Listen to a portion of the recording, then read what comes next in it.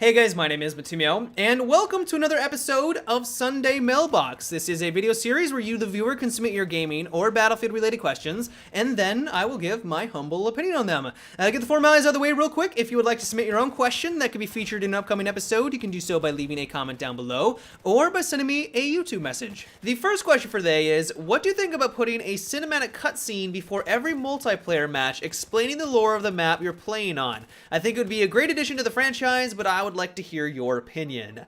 This sounds very reminiscent and very similar to what we had back in Bad Company 2.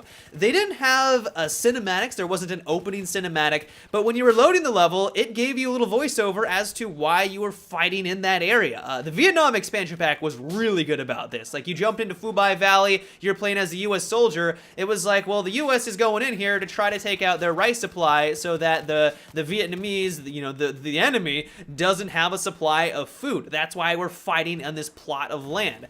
They also had different endings as well. Like, if you were playing Rush on Valparaiso, if you were playing on the offensive team, if you weren't successful in getting all the way towards it, you guys know the jet like flies in, or I think it's a jet if my memory is serving me, it crashes, it explodes, and it shows the defeat thing up. But if you win, you see the millions of different helicopters flying off in the distance off to the next battle. It's just a nice subtle touch. It gives the battles a little bit more context. And so for Bad Company 3, Battlefield 5, or even Battlefield Hardline, I would not be opposed to having a little bit more flair and a little bit more context to what is going on. Battlefield Hardline actually has this. If you guys remember in the beta, when you jump into the map, I can't remember what exactly it says, but it's a news report, and the news reporter or the anchor is telling everyone to avoid the area because there's this massive heist about to happen, and you don't want to get shot by RPGs or AKs and things like that. And so it gives a little context to what is going on. We don't know if that's going to be true or it's going to be different for every single map because they could just copy and paste it. I'm hoping that's not the case. But once again, I like that subtle touch. So absolutely, I think this is a fantastic idea, and I think more multiplayer games should go down this path. The next question comes from Snell, and it is, what is your take on all of these multiplayer survivor games like DayZ and H1Z1? I have always loved the concept of these games because I don't think I'm alone with this, but I've thought about and I've fantasized, what would I do in a zombie apocalypse? Where would I go? How would I survive? Would I team up with people? Would I go the whole lone wolf route? Would I try to survive the apocalypse by myself? Like, the concept of it is really interesting. I would never want it to happen because, let's be honest, it's an apocalypse. More often than not, you're going to be one of the zombies. But it's a really intriguing concept, and being able to play it in a video game and being able to try to survive and to use the sandbox mechanics that a lot of these games are going with is a really cool concept. The problem that I have with these games, though, is that they just essentially turn into a deathmatch where every once in a while you come across a zombie or the thing that you're trying to survive against, but the real survival here is just to not to die from other players. Like, you guys know on DayZ, like, that's what all DayZ videos are, is that you run around with a bunch of your friends, and if you come across some people, you may shout at them for a while, like, hey, are you peaceful? But most people are just shooting back and forth. Admittedly, I haven't played DayZ, so you guys will have to let me know down in the comments, but what I've read on forums, what I've seen on different videos, basically every player that you come across, you're gonna kill because there isn't any incentive to leave them alone unless they're equally matched and you just really don't want to die. I think there needs to be more than that in a video game like this, because if you don't have consequences or real consequences, or there really isn't any incentive to work with other people, then I just feel like that diminishes from what these games are trying to deliver. What I would really like to see, and I think some games are even going down this route, is that when I spawn in, assign me a random profession. So I may spawn in as a doctor, that was my past profession in my past life. Maybe I was a mechanic, and give me skills that are specific to my profession. Then, for example, if I come across an enemy or another player, instead of just killing them immediately and taking their loot, I'm now incentivized to be like, hey, you know, are you a doctor? Can you help us out? And then I can either trade them for their skills. You know, maybe if I have a broken leg, they can help me out and I might give them something for, you know, helping me out. Or they can just join my party, and then the doctor, who's just by themselves, has the incentive to join this larger party because now they have protection, and at the same time, the party now has a doctor to help them out with all of their wounds. Then all of a sudden, it's not just a death match. Everyone you come across is just an instant kill trying to loot them. TDM, it's more of a survivor game, what you would see in real life. So I don't think that this is the end-all be-all. This is just one recommendation, but that is one of my largest issues with these survivor games. The next question comes from Redline Postal, and it is, recently Visceral increased the movement speed for all classes and weapons in Battlefield Hardline by 10%, including pistols, which were already significantly faster than the main weapons. What do you think of the idea increasing the PDW movement speed to match that of the pistols?